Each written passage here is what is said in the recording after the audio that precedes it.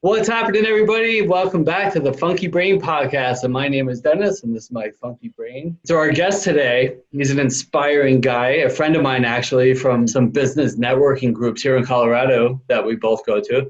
And he's a successful businessman, father, speaker, and author of What to Expect When You're Having Expectations, which is what we're here to talk about today. Mr. Ben Winter, tell us a little bit about your book. The big piece really came down to I've been doing improv for over a decade, and one of the rules of improv is sort of almost exactly around expectations and setting expectations. And through personal growth, through improv, and through owning a business, I've kind of just threw all those pieces together. And expectations are kind of one of the biggest pieces that I think people deal with on a regular basis.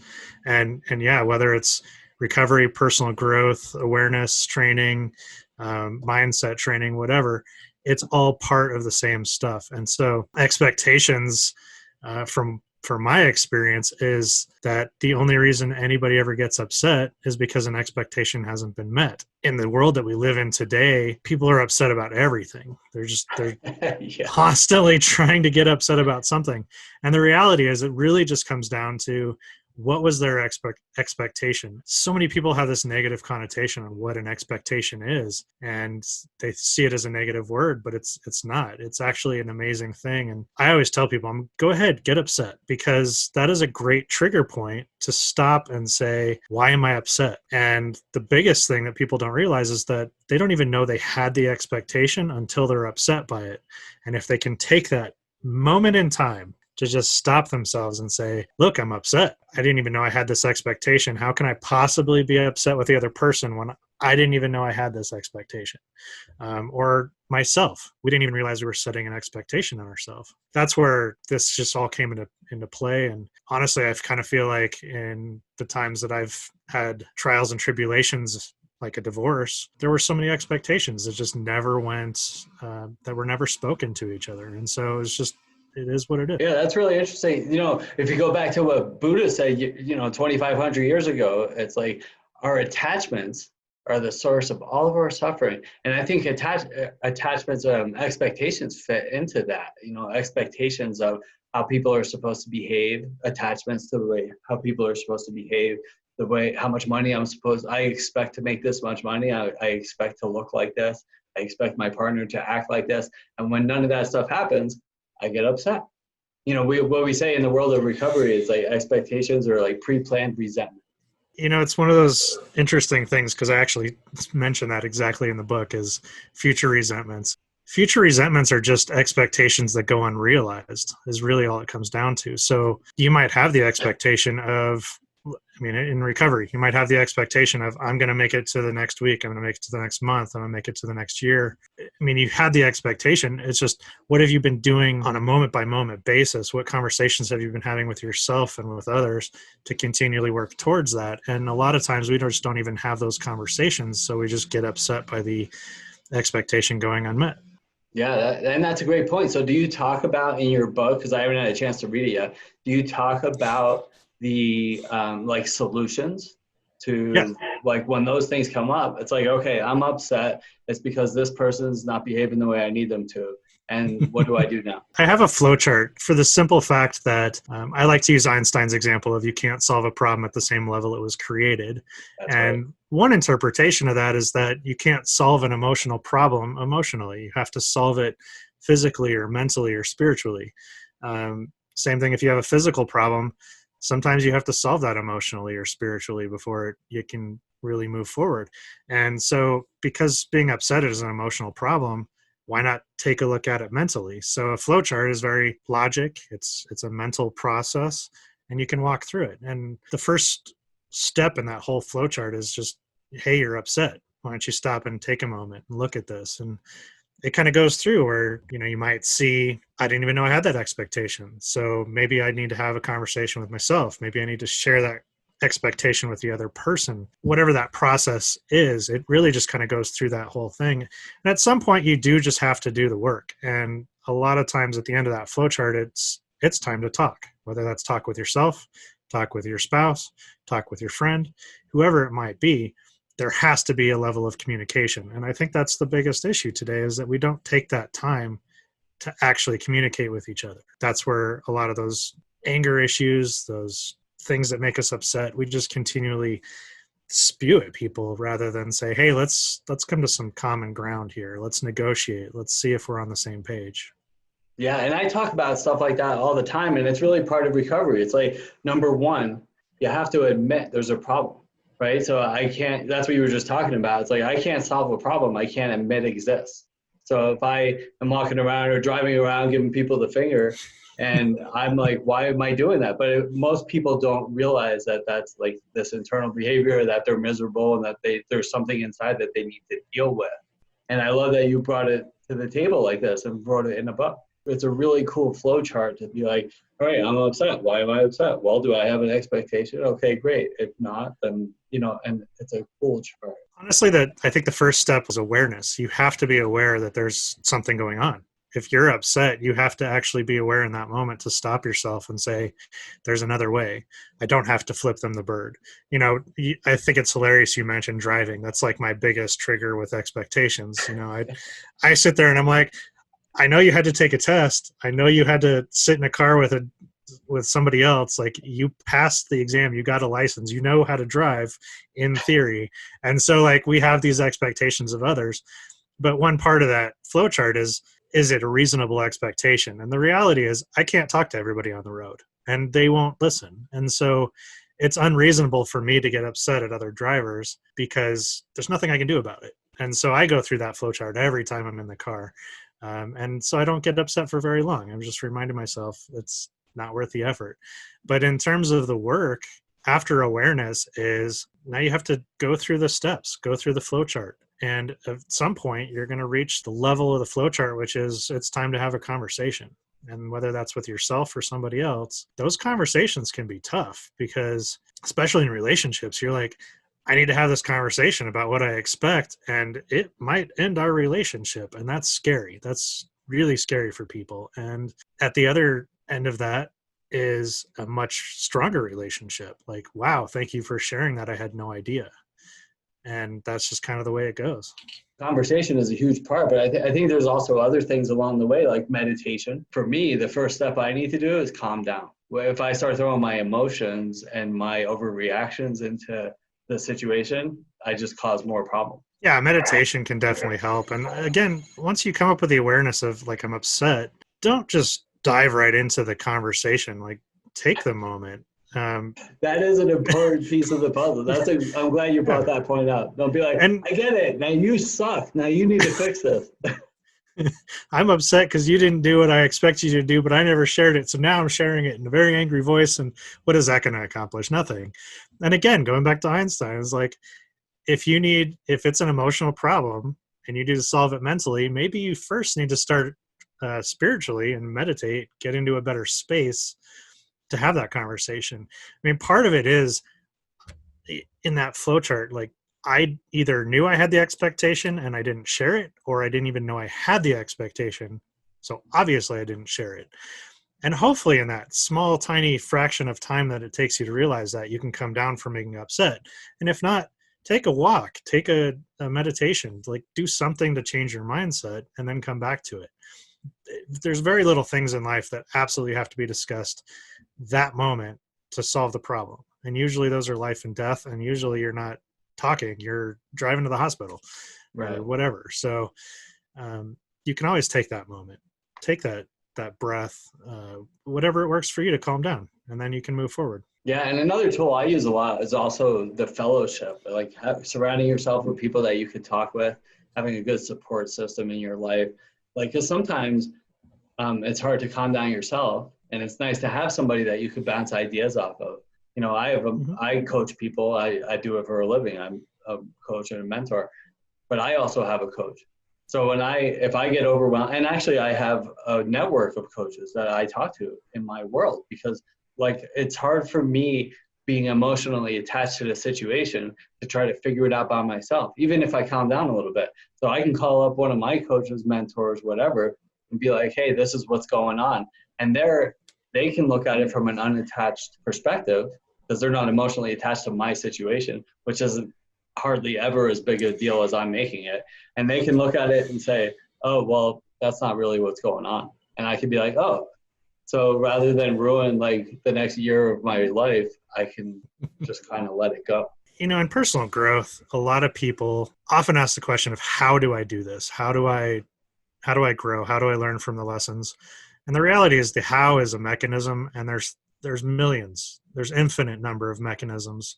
This book, the Flowchart, that's just one how. Some people's brains work that way. It's like, hey, I'm upset. I can do something about this. I have a chart I can follow. Some people, that's not going to work for them, and that's okay. You open up any self-help book, you open 100 of them, they all say the same thing. It's just they're said in a different way, and there's different mechanisms on how to do it. That's the beauty of this one, is a lot. It's an easy how in my mind. It gives you an easy way to move through something and to use it as a growth opportunity. So it's interesting you say how. So in my book, chapter 1 is called the how approach. So how do I get sober? How do I get clean? How do I change my life? How do I release these expectations and resentments? How stands for honesty, open-mindedness, and willingness.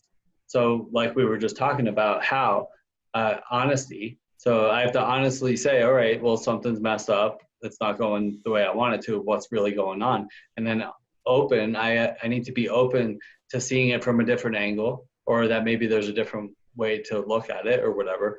And then willing, I need to be willing to do something different to get to a solution. Was there a specific event or something that made you want to write this book? Because it takes a long time to write a book. Was there a specific incident or a period of your life that brought you to this? So my first book is called Living Unscripted, and that's about using improv for life. It's basically the same skills that you'd use on stage to do an improv show are the same ones that you can use on a day-to-day basis for peace and etc.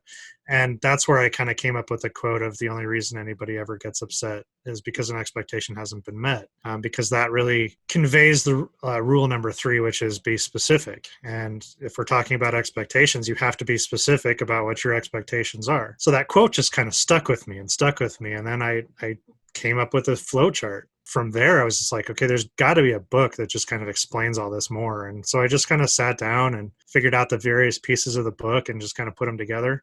The more that I look at it, the more that I use it, the more I realize this is gold.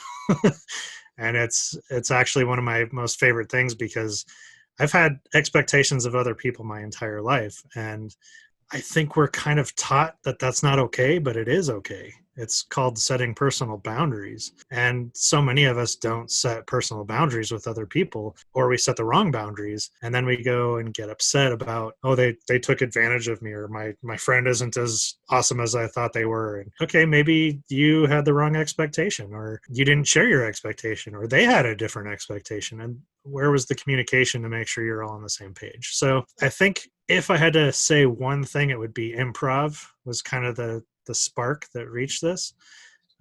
But it was a combination of personal growth, improv, and owning a business, which if you own your own business, there's so much personal growth work on a day-to-day basis. You just have to keep going.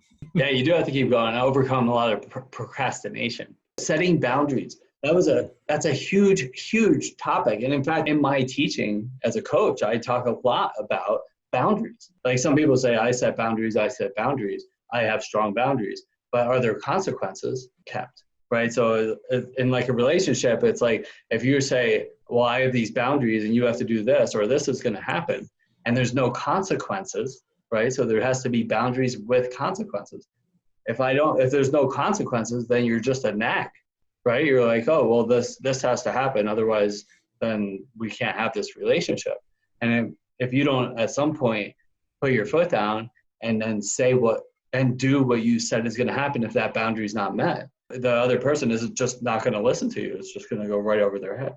Kids are a prime example of that, because, I have a son, and, I'll walk through the supermarket back when we could just walk through normally. But I would see parents like counting to 3, counting to 5, like they're threatening things over and over with their kids, and the kids aren't listening. And it really comes down to, you said one time that if they didn't do X, Y, or Z, there was going to be a consequence, and you didn't follow through. So now you have to count. You've created it where the counting, at the end of the counting, is the consequence. Not, you didn't listen to me, there's a consequence. There's counting and a consequence. And so you've set a different boundary for your kids. And it's no different with people. You have to follow through with what your boundary says, period. The second you step away from that consequence, you've set a new boundary, period. So I absolutely hear you. You have to follow through on the consequences, even if it sucks for you. I mean, I remember when my son was little, I made the dumbest consequence that actually hurt me more than him. And I had to follow through so he knew that I was serious. And it sucked. And I learned my own lesson on that day. Don't set a consequence you're not willing to deal with. Yeah, but you know what? You both learned a lesson that day, because what happens with kids when there's no consequences for the 1, 2, 3, all right, now you can't do this, that's a behavior that carries through for the rest of your life. So when somebody says these are the rules, you have to pay your taxes, you have to do this, you have to do that. You're like, well, I didn't have to follow my mom's rules when I was 4 years old. So now that I'm 44, why do I have to follow these rules? So these are beliefs and behaviors that shape our subconscious minds. It goes back to childhood.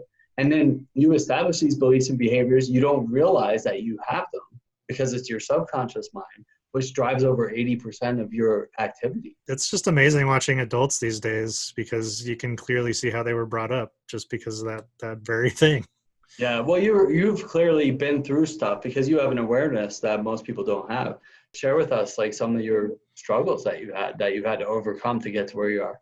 Oh, sure. So I would say my biggest one is that what started me on the personal growth path was throughout high school and college, I had basically no self-confidence, and I was always wanting the girlfriend and the relationship, and I had the grand expectation of finding the one in college and getting married right after. Well, that I didn't even have a girlfriend in college, and it was after college that my parents had started doing some personal growth work, and they're saying, Ben, come check this out. And they're doing a presentation, and they're getting to the little side of the box is like, do you want better relationships? Well, I heard in my head, do you want the girlfriend? And I was like, yeah, here's my money, let's do this, right? And so I started doing personal growth, and I did a lot of it for like 8 years. I was volunteering for classes, I was taking everything I could get, and yeah, my life turned around. I started to get more confidence and enjoy life, and I was having a lot of fun. Basically, not having what I wanted for so long became so painful that I actually did something about it. I found personal growth, and then through that I got married, and then realized the marriage wasn't working after 6 years. And at that point, it was a mutual split, so it was good because there wasn't like a whole lot of animosity about it. But I went to a very, very dark place. Like, I was ready to just end it all. And that's when I kind of stumbled onto a spiritual path that really helped out to kind of bring a new light to everything. I'd already started my own business at that point. During that spiritual growth path is where I kind of came up with my whole a different business called Success Improv, where I teach improv for team building and all that stuff, which then spawned the book, What to Expect When Having Expectations. So because of those dark times in my life, I was able to take huge leaps ahead. And those are like the two big ones that I've ever come across. And yeah, every day there's challenges. Every day there's amazing things that happen. It's a roller coaster on a day-to-day basis. And if you're not enjoying the ride, I'm not going to say get off, because you shouldn't. But it's like, take a look around while you're on the ride. There's good stuff everywhere. The scariest part of the roller coaster is at the top, and you start going straight down, and you don't see the turn. You don't see where you're going. But you know what? Some people absolutely love that part of the ride. And it's just a matter of like, find the parts of the ride that you'll enjoy and go with them. Yeah, and that's a great story. And I love to share that with people that are listening, because growth and awareness, success, it rarely happens without some period of darkness. We hope to not have to go through it too often, but there is good on the other side. And as long as you're learning from it as it's happening, then the next time that something similar happens, you already know that you can get through it. You know that there's mechanisms to do so. And so it's just finding that next how. If you're going through a rough spot, maybe it's time to get a coach. Maybe it's time to start meditating. Maybe it's time to just start journaling, or whatever it is. There's always something that can be done. And the more things that you end up doing, the shorter those little crappy times are, because you're like, you know what, I've worked through these before. Let's find another solution. And that's so cool. And we're talking to Ben, who's not an alcoholic or an addict or doesn't have problems like a lot of us or I don't think so. A lot of us who or doing this, do.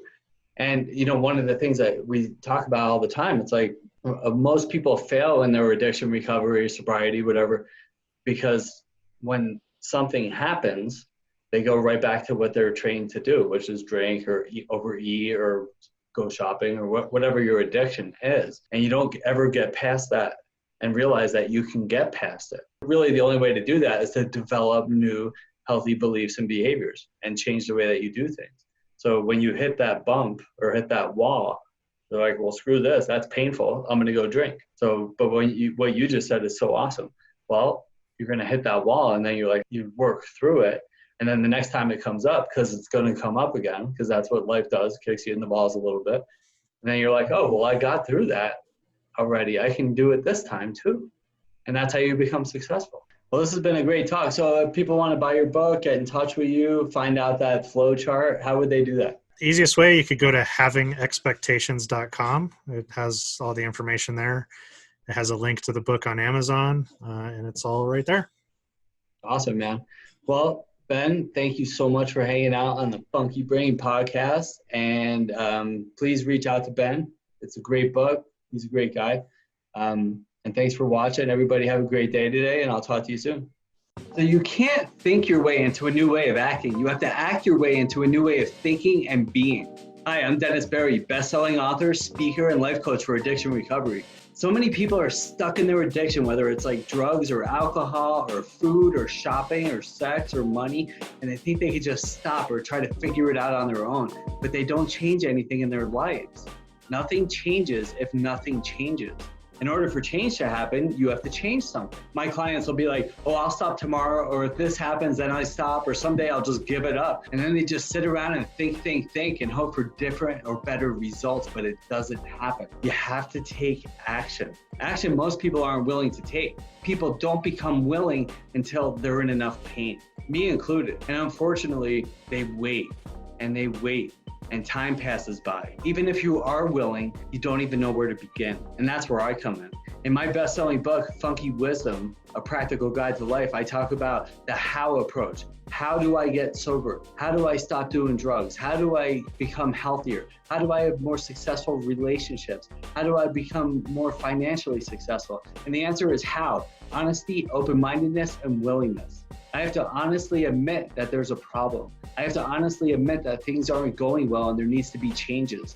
And then once I do that, the door opens and I become open to seeing new ways of living. And then I become willing to make those changes. You can't solve a problem with the same mind that created it. That's why I'm here to help. And, I've been working with clients for over 15 years and helping them get clean and sober and change their lives and achieve inner peace and success. If you or somebody you love is struggling and doesn't know where to begin and how to make those changes to get to where they need to be, give me a call. Not tomorrow or in a week from now when you're hungover and your life is falling apart. Call now. Start making that change today and you'll be glad that you did. I'm sending you love and good vibes. Have a great day today.